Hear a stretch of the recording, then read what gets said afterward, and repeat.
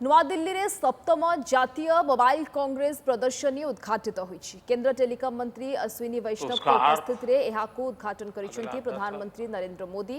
एही प्रदर्शनी रे शामिल होईछंती देशर बड़ बड़ मोबाइल सेवा प्रदानकारी कंपनी। भारतर प्रथम satellite base giga fibre service Jio space fibre एठारे प्रदर्शित होईछि। प्रधानमंत्री नरेंद्र मोदी उद्बोधन दैछंती सदासड़क जीवा सेठा। तेजी से होते परिवर्तन के कारण हम कहते हैं The future is here and now.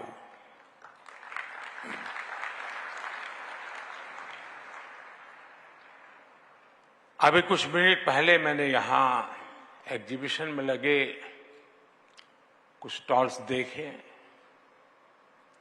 इस एग्जीबिशन में मैंने उसी फ्यूचर की झलक देखी, चाहे टेलीकॉम हो, टेक्नोलॉजी हो या फिर कनेक्टिविटी, चाहे 6G हो, AI हो, साइबर सिक्योरिटी हो, सेमीकंडक्टर्स हो, ड्रोन या स्पेस सेक्टर हो, डीप सी हो, ग्रीन टेक हो या फिर दूसरे सेक्टर्स। आने वाला समय बिल्कुल ही अलग होने जा रहा है और ये हम सभी के लिए खुशी की बात है कि हमारी युवा पीढ़ी देश के भविष्य का नेतृत्व कर रही है। हमारी टेक रिवॉल्यूशन को लीड कर रही है। फ्रेंड्स, आपको याद होगा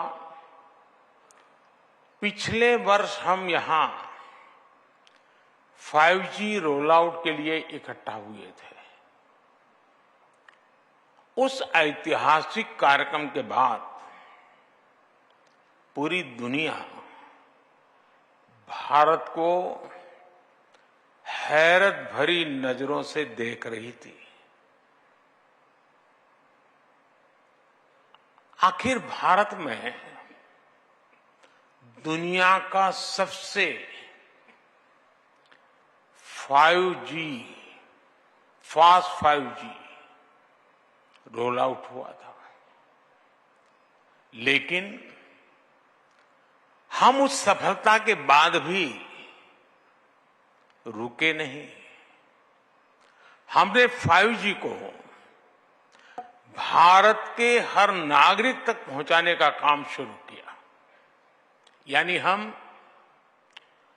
रोल आउट स्टेज से रीच आउट स्टेज तक पहुंचे।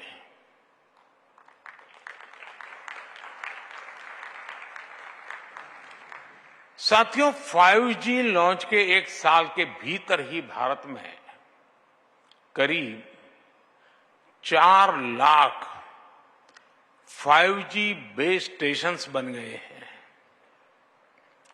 इनसे देश के 97% शहरों और 80% से ज्यादा पॉपुलेशन को कवर किया जा रहा है।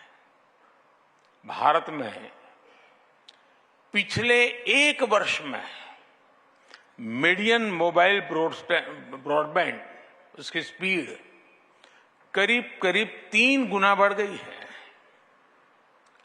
मोबाइल ब्रॉडबैंड स्पीड के मामले में भारत एक समय था 118 से हम वहां पर अटके पड़े थे, आज 43rd पोजीशन पर पहुंच गए हैं।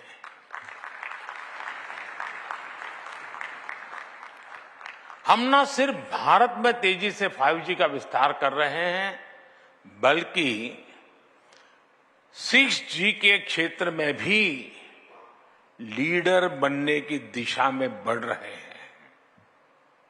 हमारे यहां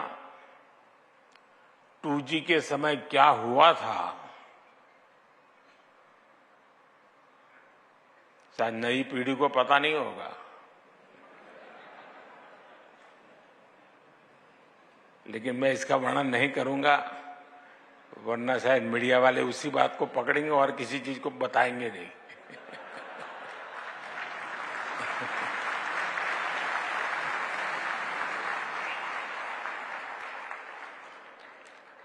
लेकिन ये जरूर कहूंगा कि हमारे कालखंड में 4G का विस्तार हुआ, लेकिन एक दाग भी नहीं लगा है।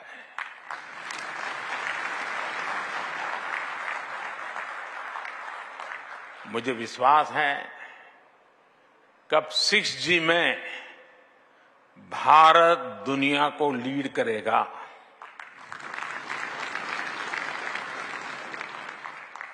और साथियों, इंटरनेट कनेक्टिविटी और स्पीड में सुधार सिर्फ रैंकिंग और नंबर से ही नहीं होते।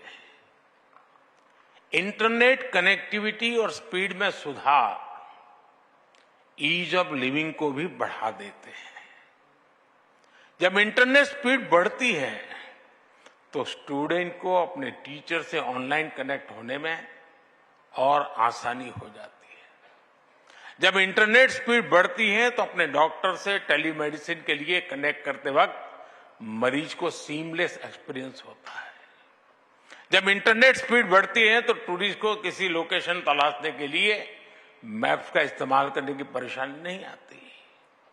जब इंटरनेट स्पीड बढ़ती है तो किसान और आसानी से खेती की नई टेक्निक को सीख पाता है, समझ पाता है। कनेक्टिविटी की स्पीड और अवेलेबिलिटी सोशल और इकोनॉमिक दोनों ही रूप से बड़ा परिवर्तन करते हैं। साथियों, हम हर क्षेत्र में पावर ऑफ डेमोक्रेटाइजेशन पर विश्वास करते हैं। भारत में विकास का लाभ हर वर्ग, हर क्षेत्र तक पहुंचे। भारत में संसाधनों का सभी को लाभ मिले, सभी को सम्मानजनक जीवन मिले और सभी तक टेक्नोलॉजी का फायदा पहुंचे। इस दिशा में हम तेजी से काम कर रहे हैं और मेरे लिए यही सबसे बड़ा सामाजिक न्याय है।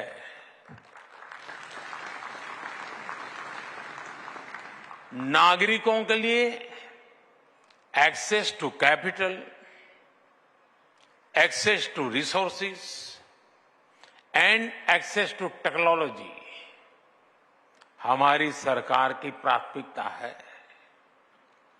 चाहे वो मुद्रा योजना के तहत कोलेटरल फ्री लोन्स की बात हो या स्वच्छ भारत के टॉयलेट्स की या जेम ट्रिनिटी से होने वाले डायरेक्ट बेनिफिट ट्रांसफर की, इन सभी में एक बात कॉमन है।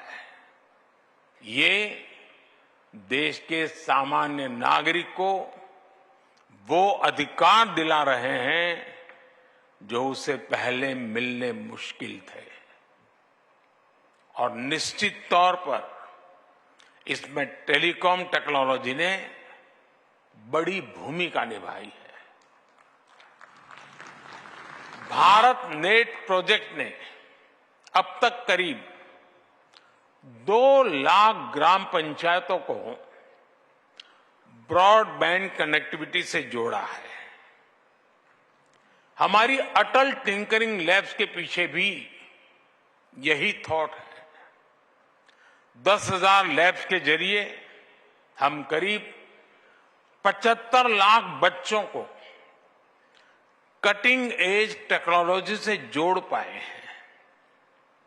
मुझे विश्वास है कि एकेडमिक इंस्टीट्यूशंस में 100 5G यूज केस लैब्स शुरू होने के आज के अभियान से भी ऐसा ही एक व्याप बढ़ने वाला है।